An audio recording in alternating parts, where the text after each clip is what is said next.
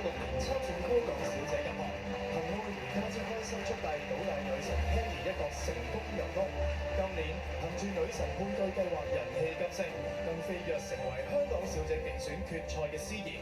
你除咗揀 GM 唔需要講5秒之外，領獎都唔使再等啦！恭喜晒！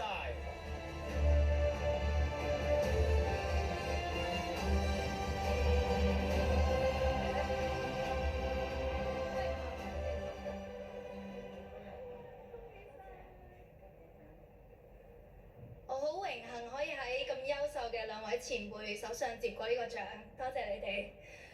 我想多謝公司，多謝珍姐，多謝曾生，多謝羅小姐先。首先我要多謝愛回家之開心速遞。我由第一集開始做，陪住觀眾睇餸食飯，睇電視食飯，食咗8、9年啦。我覺得可以陪住大家成長。有啲小朋友就讀書啦，小學、中學去到大學，跟住有啲又出咗嚟社會做嘢，結婚生小朋友。9年絕對唔係一個短嘅時間，我覺得令到我覺得做一個藝人咧係好有意義啊！跟住我想多謝女神配對計劃，今年咧我覺得有好多大豐收係因為呢個節目。多謝台前幕後所有人啦 ，Robbie 哥啦，Manhole 女神啊，Bob 哥，仲有所有人啊！呢個節目令到我多咗好多女粉絲，多咗好多年青嘅妹妹去欣賞我。佢哋中意我咧，唔係因為我演嘅角色啦，佢哋係中意我個人，佢哋話欣賞我嘅價值觀，令到我覺得做藝人係一個更加有使命感嘅嘢。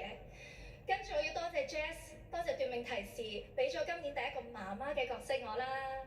跟住仲有多謝公司俾咗好多主持嘅機會我，令到我飛躍咗好多。最後我想多謝 GM， 多謝 GM 媽咪煲湯俾我飲，多謝我嘅屋企人，同埋多謝蘇菲貓，係多謝你哋。咁我發覺我今年係入行第10年啦，2026，我係2016年入行嘅。呢10年唔係一個短嘅時間，佢令我明白到追求一個高度同獎項唔係我最嚮往嘅嘢，我係反而覺得盡力而為同埋享受過程係更加重要。所以雖然我好多謝你哋俾呢個獎我，但嚟緊我會繼續用熱誠去做呢份工，因為我相信有一團火嘅係最打動到觀眾嘅。多謝，恭喜晒葉倩文，繼續飛躍，繼續努力。Thank you。